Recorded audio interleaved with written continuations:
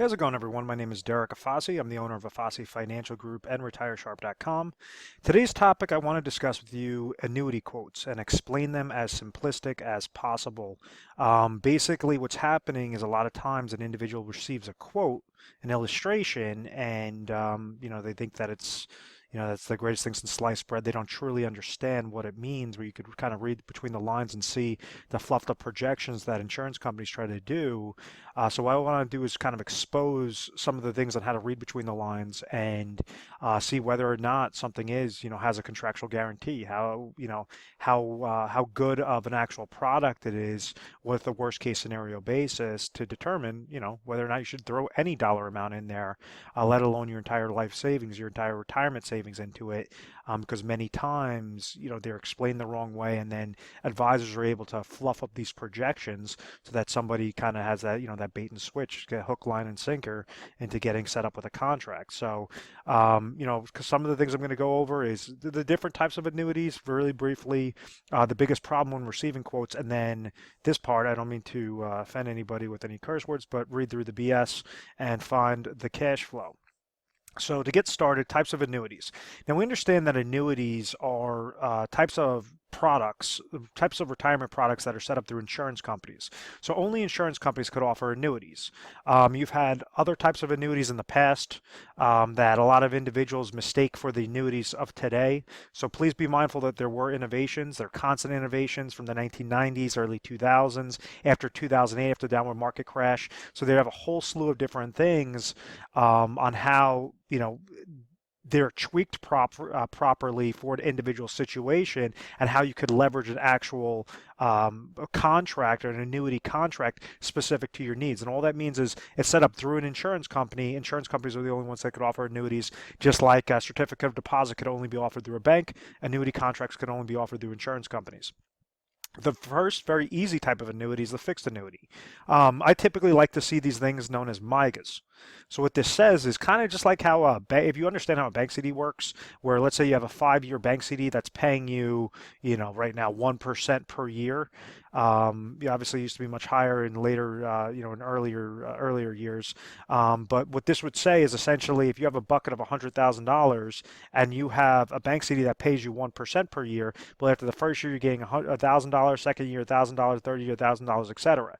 So individuals are able to leverage fixed annuities with the same sort of concept. They like the safety of banks. They like the safety of a legal reserve structure like an insurance company can provide with these types of fixed accounts, but they want to have a better return on their money. So, if a typical bank CD is paying 1%, typically the MIGA, that fixed annuity, is paying, in between 2 to 3%. So it's going to be, about 2 to 3% higher than what current bank CDs are getting paid. And they're all going to be tied to interest rate environments. So even right now, MIGAs are pretty low, bank CDs are pretty low. So if you ever get an illustration, there's a couple of things that you want to make sure that or an annuity quote on this, you want to make sure that if they're giving you a specific dollar amount, like let's say $100,000, and it's set up to a 5-year MIGA, you want to make sure if the first year they're paying you 3%, that every single year after that is going to get paid 3%. You want to have that flat amount of interest credit in there. Many times you have these types of annuities that they might pay you like 4% the first year, get somebody in there, and then all of a sudden reduce that rate down to what they feel is necessary, which could be 1%. And now that person's handcuffed into that contract for the next 5 years. So the first type is the fixed annuities. You just want to make sure that you're reading through those lines. The variable annuities, you have different things with variable annuities. I talk badly about variable annuities. I don't like them. I typically think that they're posed as something else. They're trying to be a mutual fund, and they have mutual funds invested in them. They're trying to be an income product, and just kind of the blend is not a good thing. It's kind of like one of those half boats, half cars.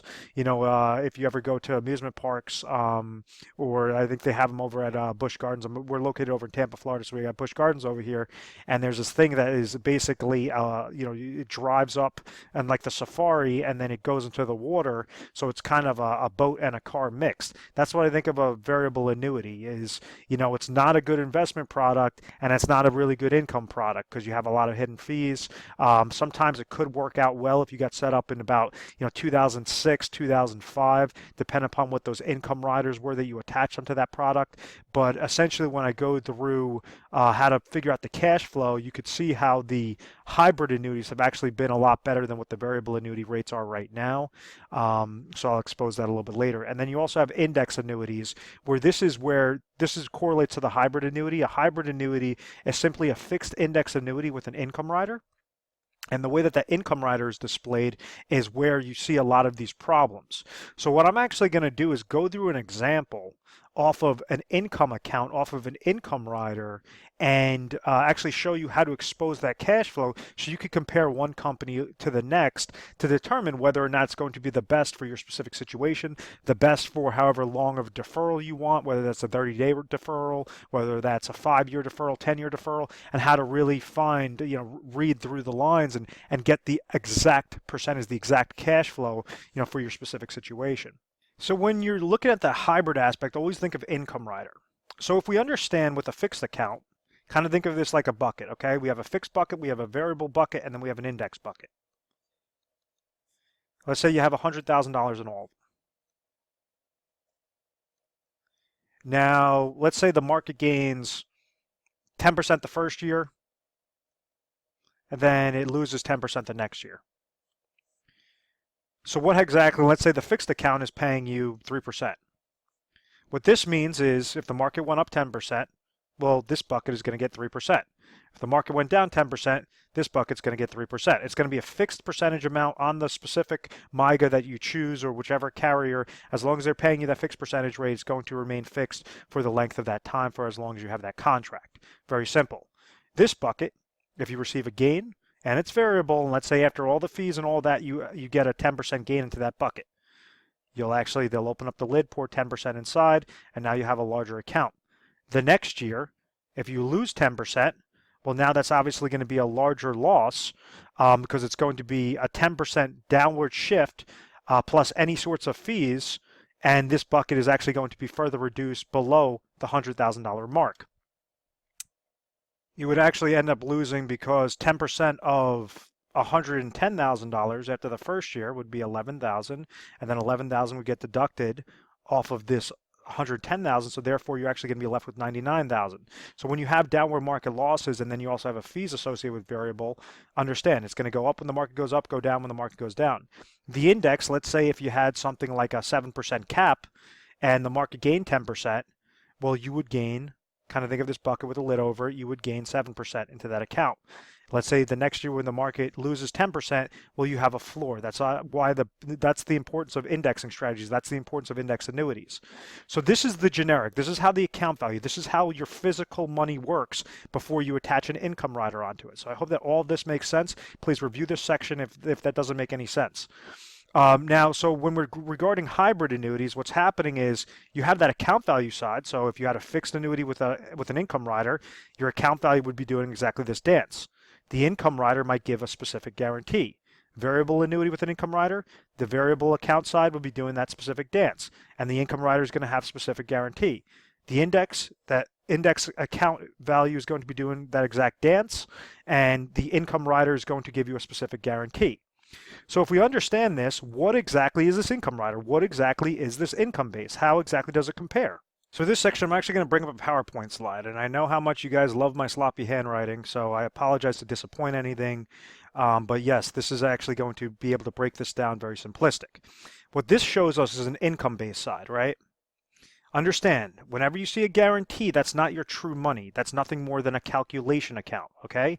Calculation account. So if you have company A that's giving an income rider with a 7% guarantee, and you have company B that's giving an income rider with a 5% guarantee, what exactly does that mean? And we're just going to use simple interest so that it's really easy to do the math and you can see it side by side. If you're looking at this, and let's say we have a person, a male age 60, that's looking to trigger income at age 65, how can we figure out what the cash flow is? Well, on the surface, you say 7% is higher than 5%. So, company A looks fantastic. All day long, I'm going to go with company A. First year, this income base grows to 107,000. Second year, 114. Third year, 121. Fourth year, 128. Fifth year, 135. As opposed to company B, after the fifth year, it's going to go to 125. So understand, whenever these companies are trying to provide you lifetime income, the reason why they're doing an income rider as opposed to annuitization used to be the old school annuities, right? So what happened was an individual would surrender their money, their $100,000 to a company, and like this individual would say, I'm age 60, I'm going to surrender my money, $100,000 to the insurance company, and they're going to give me a specific income guarantee at age 65. Well, when we use an income rider, instead of annuitization, you're not surrendering your money. You're allowed to still have those monies into that account value that I spoke about, whether that's in fixed, variable, or index. You're able to still have that account value, that your physical money grow when the market goes up, not lose when the market goes down. And you could attach this income rider so that they're going to be able to determine how much lifetime income you will receive. Kind of like how annuitization works, except for you're not releasing control like annuitization does. So what I mean by that is if you see company A versus company B, you're saying, oh, company A all day long. This is 135,000 on my income base. This is 125,000. Once again, this is not your real money. This is a calculation account. The way then how it determines how much lifetime income the company's going to pay you is going to be your income base multiplied by your withdrawal rate percentage, and that's what equals your lifetime income. So let's say company A has a withdrawal rate percentage of 4%, but company B has a withdrawal rate percentage of 5%. What exactly does that mean? Well, that means company A is going to be, at age 65, they determine that their withdrawal rate percentage is 4%. Company B at age 65 male determines that's going to be 5%. So when we actually do the calculation, 135 multiplied by 4%, 125 multiplied by 5, your actual numbers, and I hope that you could read this, is $5,400 with company A and $6,250 with company B. So what that tells us is that company A is a much crappier product than company B. If we're looking to get the lifetime income, the best lifetime income out of this, well, we understand that out of the $100,000 deposit, a 6.250% cash flow is with company B as opposed to a 5.40% cash flow with company A. So therefore, there's no reason to go with company A over company B unless you had a better rating and this was just a generally better company. You could kind of pick your poison on that route. But if you're looking specifically for a cash flow side, this individual could throw $100,000 and get a much higher cash flow percentage with this 5-year deferral with company B. So I hope that all of that makes sense, guys. This is so important to understand because this is how you're able to weed through whether a company that's telling you, oh, we're going to give you a 7% guarantee, or a company that's saying we're going to give you a 5% guarantee, what that actually means. So in this example, let's say if, at this point in time, the $100,000, we understand we have the account value side, we have the income base side. This shows our income base. So maybe at age 65, his $100,000 grew to let's just say it was 110,000. No real good growth, 110,000. And then they decide to pull out. So we understand the income base at age 65 is 125,000. Well, they're going to go off of the income base multiplied by the withdrawal rate percentage, $6,250. So anytime that they're taking a withdrawal of $6,250, it's going to deduct this off of the account value side. So therefore, it's going to be less. So if your account value gains when the market, like an index, like a fixed index annuity with income rider, it's going to gain when the market goes up, not lose when the market goes down. But you're still going to have to, if you have an income rider, most of the times they have an income rider fee, which will be a negative, typically less than 1%. And then also if you're taking a withdrawal, that's going to be a negative as well. So the longer and longer that you're living, well, yes, you have potential for this account value to grow. You're not annuitizing your money, and let's say if this eventually hits $0 because you keep living so long, well, that $6,250 is still going to be coming into your pocket at the end of the day, and that's the importance of the income rider. You're leveraging the contract exactly how it's designed. You're not trying to get this random 7% guarantee or 5% guarantee that does not exist. This is figuring out the true value of the contract, the true cash value of the or cash flow of the contract. So I hope that made a lot of sense, guys. It allows you to read through the BS, find the cash flow, figure out the best way. Now, we're an independent agency. Like I mentioned all the time, we're 24/7 customer service. You give us a call mornings, nights, weekends, holidays, whatever the case may be. Someone will always be there to take your call. What we try to do is help you figure out whether you want to have an income need, what your situation is, how you got to your situation, do you have certain flaws with your plan, and what do you want to accomplish? So we leverage a whole slew of carriers. We leverage a lot of annuity contracts, pretty much any contract possible in your area, limited to like Alaska, and there's a couple other states that we don't cover.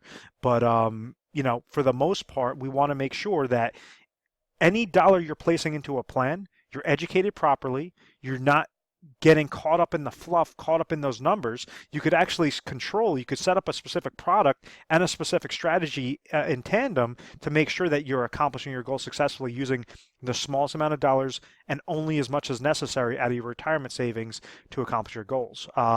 We also have a bunch of free ebooks. So give us a call at any time. We just set up a whole slew of them. I think we have about 7 or 8 new ebooks out there. So give us a call if you want to have, if you want to have access to some of those where you could expose the cash flow. We have, a whole slew of them, basically how to compare the top annuity contracts, how to expose some of the annuity quotes. We are A+ rated on the Better Business Bureau because we believe in education first. Education, understand exactly what you have, where you want to go, how to get there properly, and we'll walk you through it step by step. And at the end of the day, if you guys just want to have a second opinion, maybe what you're doing is absolutely perfect. But with retirement, what I've learned time and time again with just seeing these retirement disasters is you only have one chance to get things done correctly. What we want to try to do is be the honest advisor, the ethical advisors, give you free education, free content. And, if you like what we have to provide you and you want to get set up with certain plans, obviously that's what we're here for. We have affiliations with all the top carriers, all the top products, and we can help you guys out. But I want to thank you very much for watching this video. Please feel free to subscribe to our YouTube channel, Retire Sharp, so you have access to the most updated videos. Thanks so much, guys.